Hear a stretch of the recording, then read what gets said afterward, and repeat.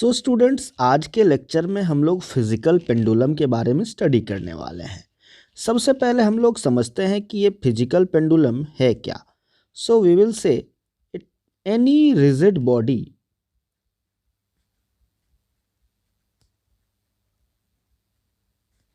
suspended from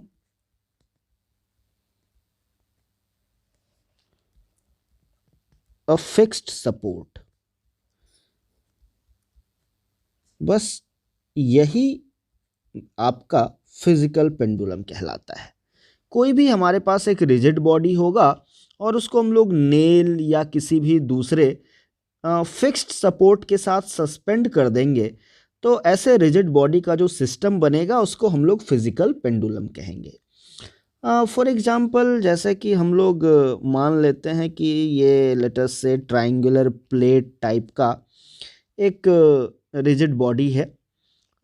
ये suspend कर दिया इसको आपने with this point. Let us say point O is point of suspension.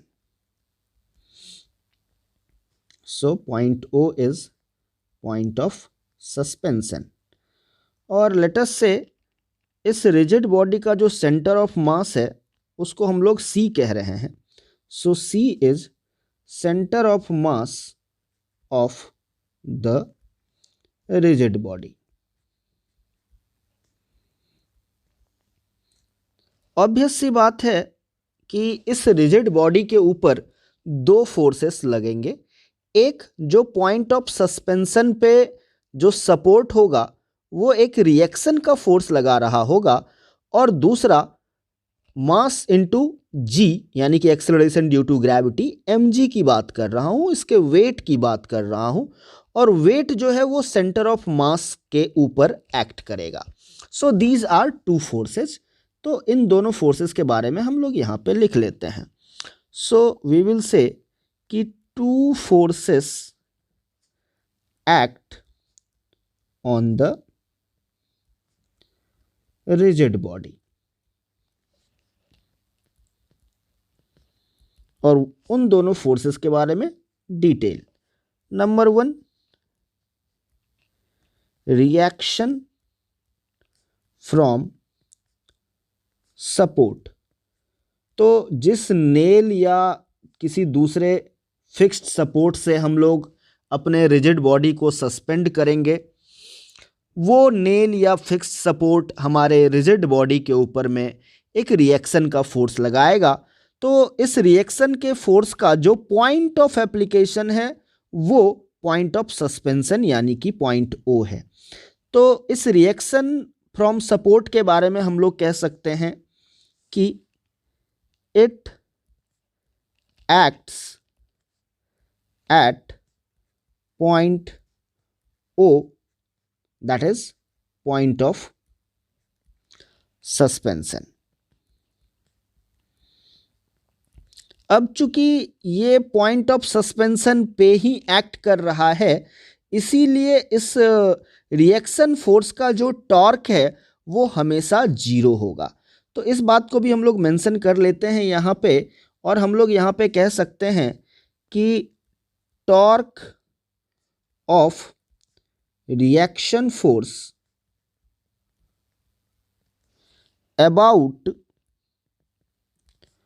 point O is 0 always। और इसका रीजन हम लोग ऑलरेडी डिक्लेयर कर चुके हैं कि हमारा जो रिएक्शन का फोर्स है वो पॉइंट ऑफ सस्पेंशन O से ही पास कर रहा है। तो पॉइंट O के अबाउट इस रिएक्शन का जो टॉर्क होगा वो 0 होगा। तो ये बात हम लोग ऑलरेडी मेंशन कर चुके हैं। अब हम लोग बात करते हैं सेकेंड फोर्स की यानी कि mg की।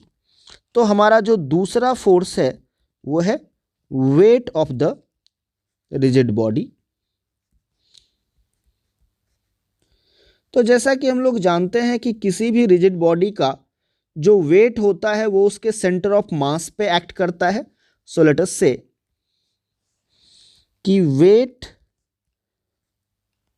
Of the rigid body will act at center of mass of the rigid body। अब एक बात यहाँ पे आप नोटिस कीजिए कि जब पॉइंट ऑफ सस्पेंशन और सी एक वर्टिकल लाइन में होंगे, इन दैट केस जो हमारा mg का लाइन ऑफ एक्शन होगा वो पॉइंट ऑफ सस्पेंशन से होकर के पास करेगा, and in that case mg का जो टॉर्क होगा अबाउट पॉइंट ओ वो जीरो हो जाएगा। यानी कि ये बात हो रही है हमारे मीन पोजीशन की। तो हमारा मीन पोजीशन कब होगा? जब हमारा सेंटर ऑफ मास यानी कि पॉइंट सी जो है वो पॉइंट ऑफ सस्पेंशन ओ के वर्टिकल लाइन में होगा। तो लेट्स राइट दैट पॉइंट। हम लोग अभी मीन पोजीशन की बात कर रहे हैं। So let's say mean position. When point O and center of mass C are aligned in a vertical line, then line of action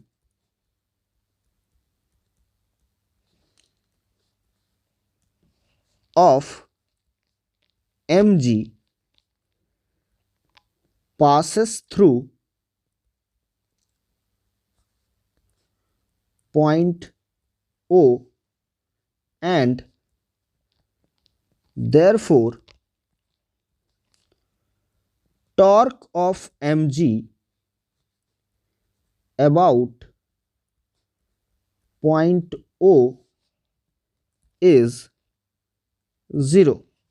सो ये हमारे मीन पोजीशन का डिस्क्रिप्शन हो गया। यानी कि जो डायग्राम आप यहाँ पे देख रहे हैं जिसमें कि पॉइंट ओ और सी एक वर्टिकल लाइन में अलाइंड हैं, यानी कि हमारा जो सेंटर ऑफ मास है वो पॉइंट ऑफ सस्पेंशन के जस्ट वर्टिकली नीचे है।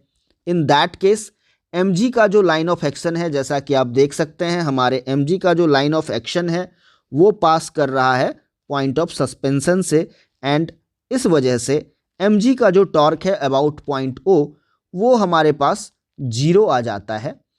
तो नेट टॉर्क इस केस में जीरो होता है और इस वजह से हम लोग यहाँ पे कह सकते हैं कि ये हमारा मीन पोजीशन है। अब अगर हम लोग पॉइंट ऑफ सस्पेंशन के अबाउट अपने रिजिड बॉडी को एक डिस्प्लेसमेंट थीटा दे देते हैं तो फिर क्या होगा, इस सिचुएशन को थोड़ा सा एनालाइज करने की जरूरत है। So let's make a diagram in the displaced situation. तो पहले हमारे रिजिड बॉडी का जो कंडीशन था वो कुछ ऐसा था। अब हमने अपने रिजिड बॉडी को थोड़ा सा एक एंगुलर डिस्प्लेसमेंट दे दिया है, एंड लेटर से हमारी जो रिजिड बॉडी है अब इस कंडीशन में आ चुकी है। तो पहले का सिचुएशन कुछ ऐसा था कि ये हमारा पॉइंट ऑफ सस्पेंशन जो है वो ओ था, और अब जो हमारा सेंटर ऑफ मास है हमारे रिजिड बॉडी का वो यहाँ आ चुका है सी। तो बेसिकली हमने अपने रिजिड बॉडी को एक एंगुलर डिस्प्लेसमेंट दिया है थीटा का। अभी हम लोग जैसा कि देख सकते हैं हमारा जो mg है वो सेंटर ऑफ मास पे एक्ट कर रहा है, वर्टिकली डाउनवर्ड डायरेक्शन में एक्ट कर रहा है। अब हम लोग इसके टॉर्क की बात करेंगे। सो पहली बात हम लोग ये अज्यूम कर रहे हैं OC जो है लेट अस से ये L है, और इसका मतलब हुआ distance of centre of mass from point of suspension, और ये कांस्टेंट रहेगा चाहे हमारे रिजिड बॉडी का ओरिएंटेशन कुछ भी हो जाए, ये वैल्यू कांस्टेंट रहेगी। अब इस डिस्प्लेस्ड कंडीशन में भी हमारे रिजिड बॉडी का जो टॉर्क है, torque coming from the supports reaction, वो अभी भी जीरो रहेगा, क्योंकि रिजिड बॉडी के सपोर्ट का जो फोर्स है वो पॉइंट ओ से ही पास करेगा, पॉइंट ओ पर ही एक्ट करेगा। लेकिन mg का टॉर्क यहाँ पे जीरो नहीं होगा, तो let us calculate the torque of mg in this situation. तो हम लोग सबसे पहले mg का लाइन ऑफ एक्शन ड्रॉ कर लेते हैं, और पॉइंट ओ से हम लोग इस लाइन ऑफ एक्शन पे एक परपेंडिकुलर ड्रॉ करते हैं, और इसको हम लोग आर परपेंडिकुलर कहते हैं। तो in this situation we want to calculate torque of mg, और जैसा कि हम लोग जानते हैं टॉर्क जो होता है वो फोर्स इनटू आर परपेंडिकुलर होता है। फोर्स तो हमारा mg ही है। चलिए आर परपेंडिकुलर हम लोग कैलकुलेट कर लेते हैं। तो हम लोग इस ट्राइंगल की बात कर लेते हैं। Let us talk about the triangle, this triangle. इस ट्राइंगल में आप देखिए कि हमारा जो OC है, O से C तक का डिस्टेंस, इसको तो हमने L कहा हुआ है, और सिंस ये एंगल हमारा थीटा है तो ऑब्वियस सी बात है हमारा ये एंगल भी थीटा हो जाएगा। और अगर हम लोग साइन थीटा कैलकुलेट करना चाहते हैं तो वो obviously R perpendicular by L हो जाएगा, और इस तरीके से हमारा आर परपेंडिकुलर जो है वो L साइन थीटा बन रहा है। तो आर परपेंडिकुलर की वैल्यू मुझे मिल चुकी है, तो मैं आर परपेंडिकुलर के जगह पे L साइन थीटा यूज कर रहा हूँ। और ध्यान देने वाली बात यह है कि हमारा जो टॉर्क आएगा इस केस में वो क्लॉकवाइज टॉर्क आएगा, यानी कि हमारा टॉर्क क्लॉकवाइज टॉर्क है। सो इस इंफॉर्मेशन को भी हम लोग यहाँ पे इंक्लूड कर लेते हैं कि दिस टॉर्क इज क्लॉकवाइज। तो रिएक्शन फोर्स का जो टॉर्क है वो तो जीरो है, और mg का टॉर्क हम लोग कैलकुलेट कर चुके हैं। तो हमारा जो नेट टॉर्क हो जाएगा इस सिचुएशन में, उसके बारे में बात कर रहे हैं।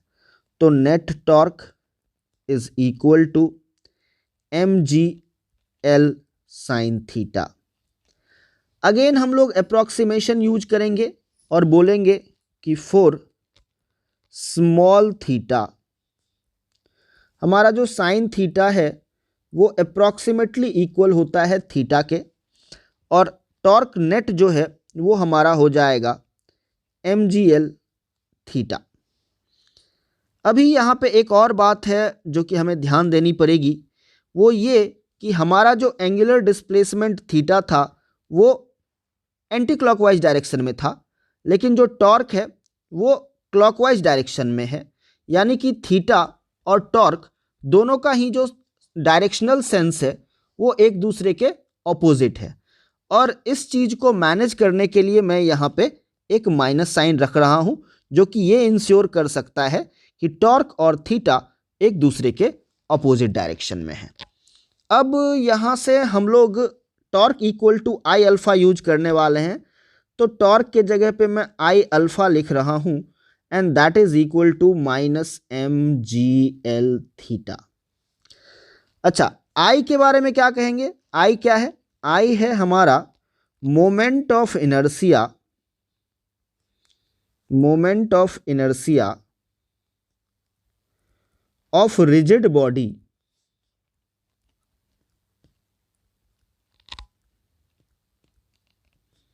About point of suspension,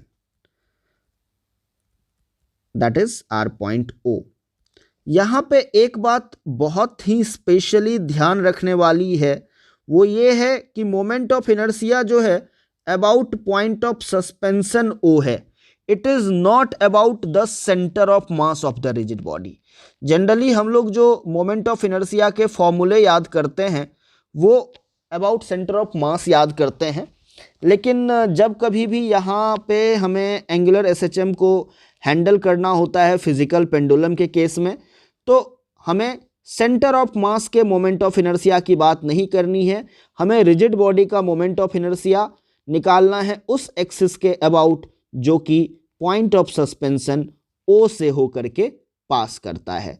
so it is a very important warning. तो चलिए अभी हम लोग यहाँ से अल्फा की वैल्यू निकाल सकते हैं, that will be mgl by I into theta. So let's write that. तो हमारा जो अल्फा हो गया वो हो गया minus mgl over I into theta. और जैसा कि हम जानते हैं एंगुलर एसएचएम का जो स्टैंडर्ड इक्वेशन होता है वो होता है alpha equals minus omega square theta. अब अगर इन दोनों इक्वेशन को आपस में कंपेयर करें तो हमारा ओमेगा स्क्वायर जो है वो mgl ओवर आई आ रहा है। यहाँ से हम लोग अब ओमेगा की वैल्यू बता सकते हैं और हमारा जो ओमेगा है वो square root of mgl by I आ गया है। तो हम लोग अब टाइम पीरियड बता सकते हैं फिजिकल पेंडुलम का भी, वो भी 2π/ओमेगा होता है।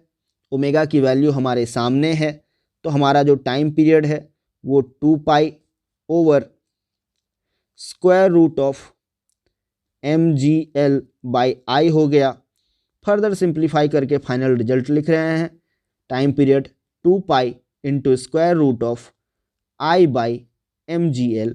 ये हमारे फिजिकल पेंडुलम का टाइम पीरियड आ गया। सो स्टूडेंट्स, अब हम लोग टॉर्सनल पेंडुलम के बारे में डिस्कस करने वाले हैं। तो चलिए सबसे पहले समझते हैं कि टॉर्सनल पेंडुलम आखिर होता क्या है। तो इसके बारे में हम लोग कह सकते हैं कि it is an extended body, it is an extended body suspended by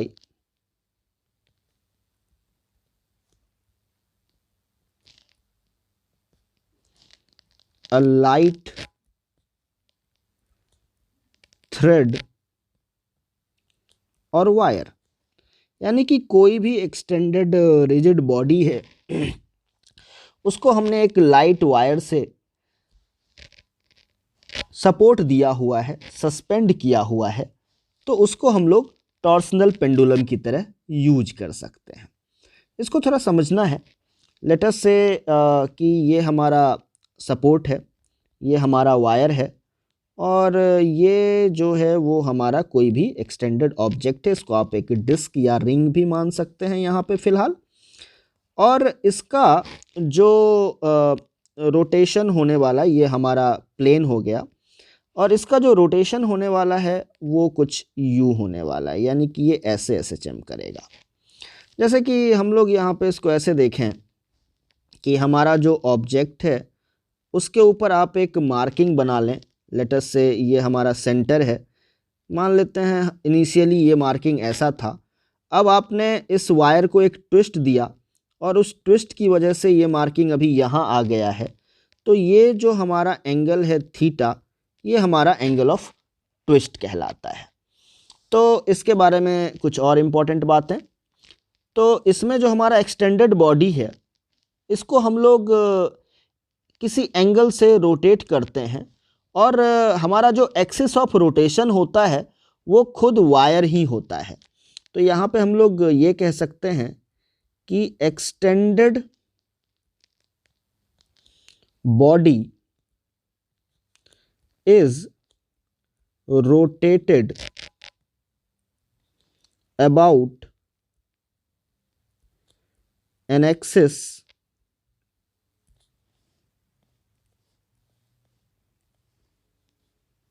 which is the wire itself। यानी कि हमारा जो वायर है जिससे हमने अपने रिजिड बॉडी को सस्पेंड कर रखा है, उसी वायर को एक्सिस ऑफ रोटेशन बनाते हुए हम लोग अपने ऑब्जेक्ट को रोटेट करवा रहे हैं। इसका नतीजा क्या होता है कि देखिए, जब हमारा वायर प्योरली वर्टिकल पोजीशन में रहता है और जब ये मोशन करता है तो हमारे वायर में एक ट्विस्ट प्रोड्यूस्ड होता है। तो चलिए इसके बारे में भी हम लोग थोड़ा सा मेंशन कर देते हैं कि a twist is produced in vertical supporting wire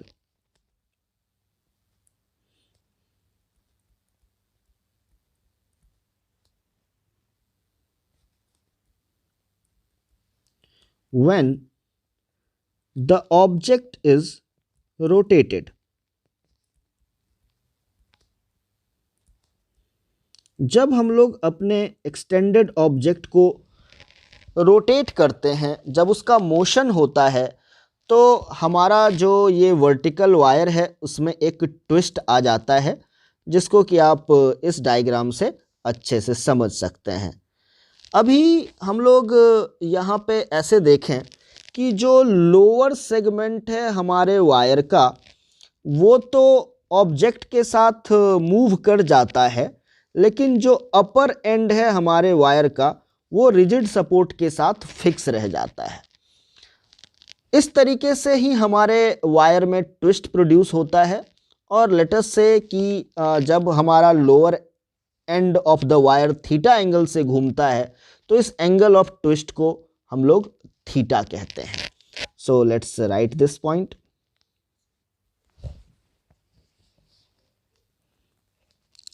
The upper end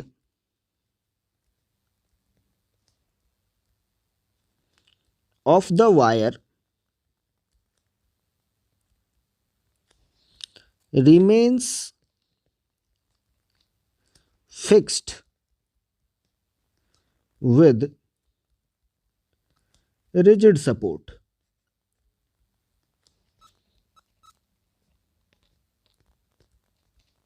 But the lower end of the wire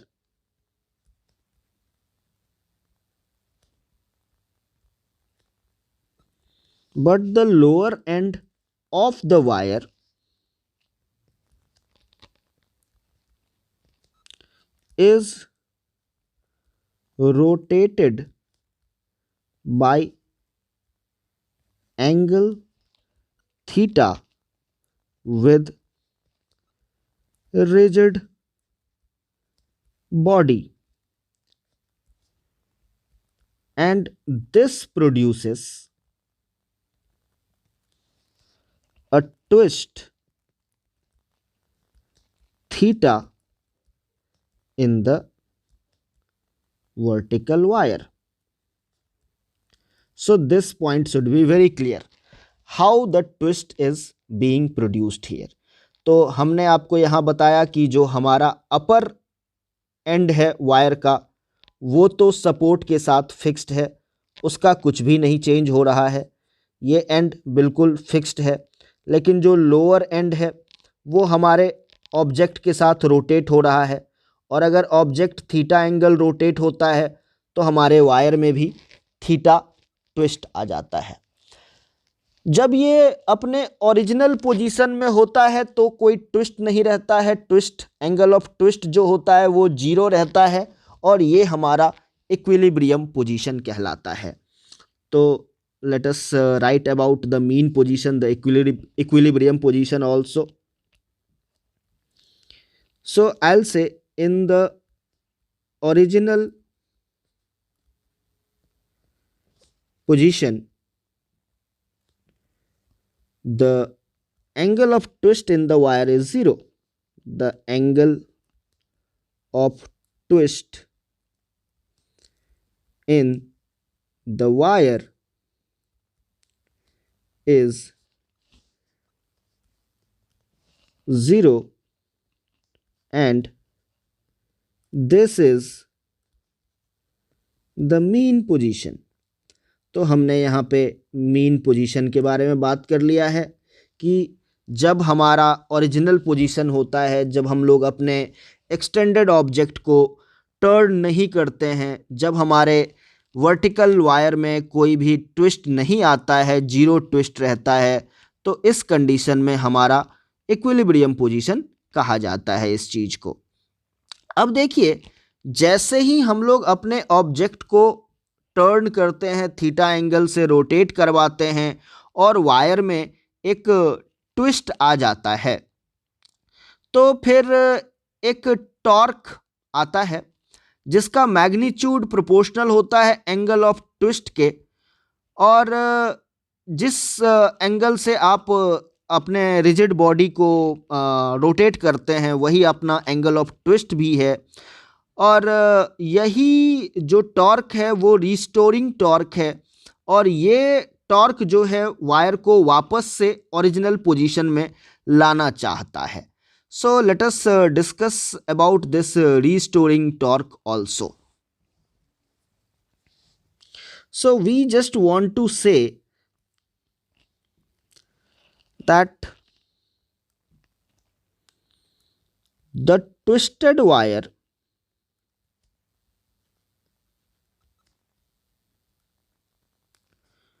produces a restoring torque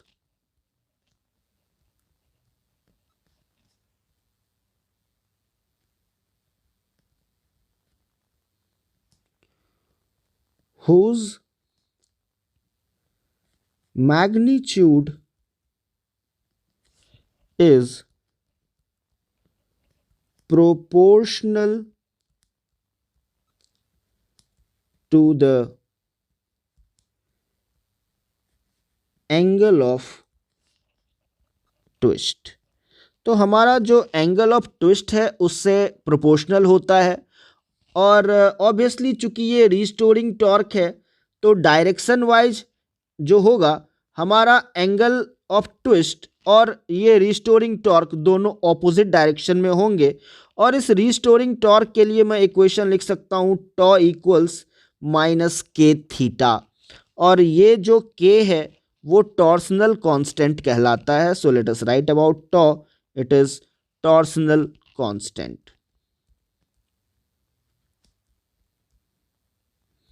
it is our torsional constant. अभी जैसा कि हम लोग जानते हैं टाउ को हम लोग आई अल्फा भी लिख सकते हैं। So let us write tau equals I alpha which is equal to minus K theta. यहाँ पे अगेन आई के ऊपर में स्पेशल अटेंशन। आई क्या है? मोमेंट ऑफ इनर्शिया है। किसके about? About an axis which is your vertical axis, the wire. So I is moment of inertia of the object about vertical wire axis।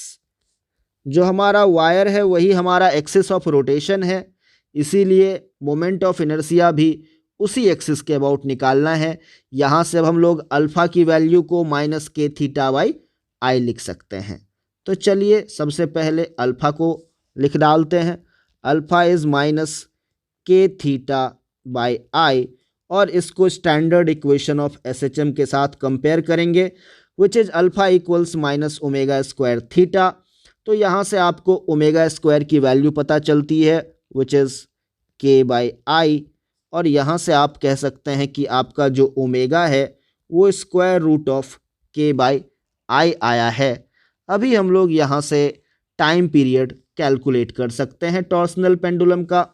तो time period obviously 2 pi over omega होता है। तो time period जो है वो आ गया हमारे पास 2 pi by square root of K by I. तो इस तरीके से हम लोग टाइम पीरियड को बता सकते हैं कि 2 pi into square root of I by K, ये जो वैल्यू आई है वो हमारे पास टॉर्सनल पेंडुलम के टाइम पीरियड की वैल्यू आ गई है।